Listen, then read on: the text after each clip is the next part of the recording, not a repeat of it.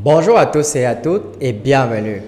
Dans la vidéo d'aujourd'hui, nous allons parler de 7 compétences de base à maîtriser pour créer de bonnes relations avec des partenaires de business.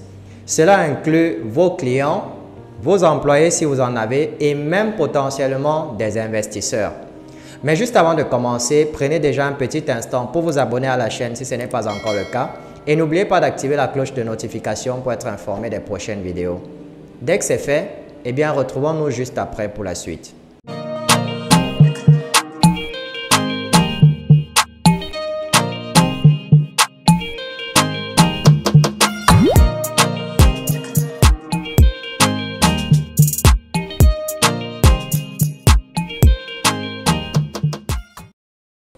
Voici donc quelques habitudes importantes que vous devez cultiver et adopter déjà pour sortir du lot et par la même occasion booster votre carrière. Première chose, faire en sorte que les gens se sentent intéressants en appliquant la méthode SHR qui signifie en anglais Seen, Heard et Remembered, traduit en français par vu, entendu et souvenir. Vu en ce sens que vous devez établir un contact visuel direct avec votre interlocuteur, ce qui vous permettra par la suite de faire un compliment spécifique sur sa personne. Ça fait toujours plaisir à entendre. Entendu en ce sens que vous devez poser les bonnes questions et par la même occasion, vous devez plus être intéressé et pas intéressant. En d'autres termes, vous devez plus écouter que parler. Souvenir en ce sens que vous devez assurer le suivi, vous devez vous souvenir du nom de votre interlocuteur et même vous devez vous souvenir d'au moins une chose dont vous avez discuté précédemment avec votre interlocuteur. Deuxième chose, vous devez améliorer votre langage corporel en appliquant la règle des 7, 38, 55.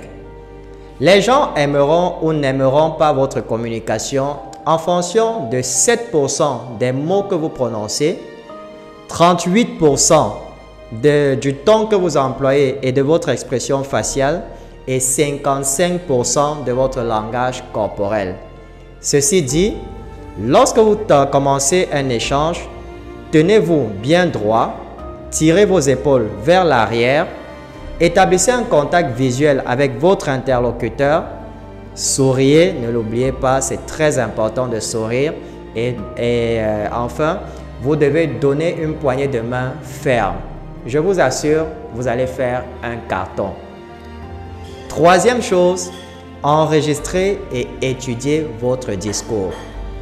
Enregistrez vos appels, réécoutez-les et étudiez-les. Un peu comme un athlète qui regarde une vidéo de compétition. Cela vous permettra d'éviter les lorsque vous êtes en train de vous exprimer. Rassurez-vous, 99,9% des gens ne le feront pas. Donc, soyez l'exception. Quatrième chose, maîtrisez la mise à jour en 4 points.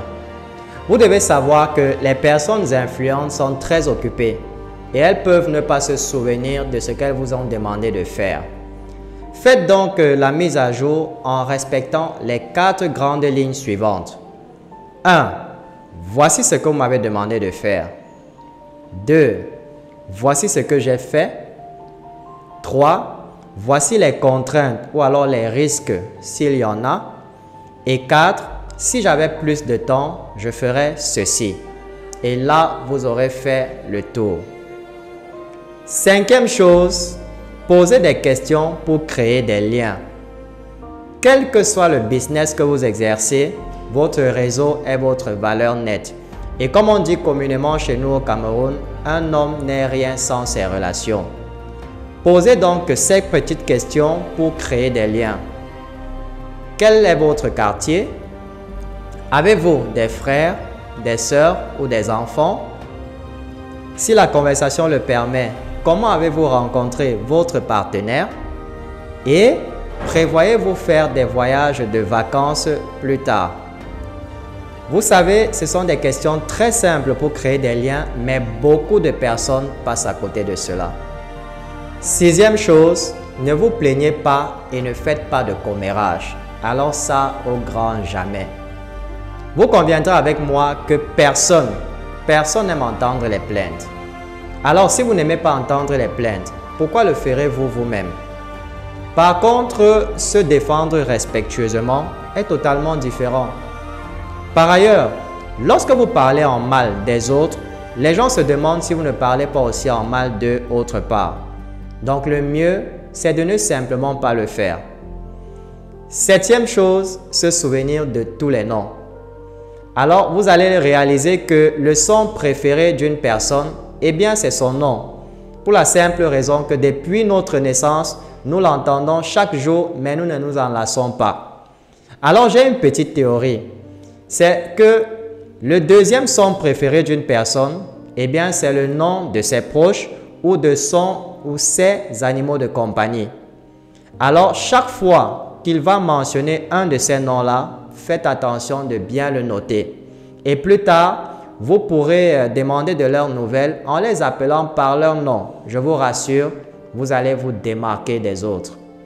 Voilà en résumé 7 habitudes importantes que vous devez cultiver et adopter afin d'améliorer vos relations de business. Nous sommes donc arrivés au terme de cette vidéo et j'espère sincèrement qu'elle vous sera utile et qu'elle vous a plu. Si c'est le cas, merci de la partager au maximum et n'oubliez pas de nous laisser au passage un petit pouce bleu pour témoigner de votre soutien. Je vous souhaite beaucoup de réussite dans votre vie et retrouvons-nous très bientôt dans une nouvelle vidéo.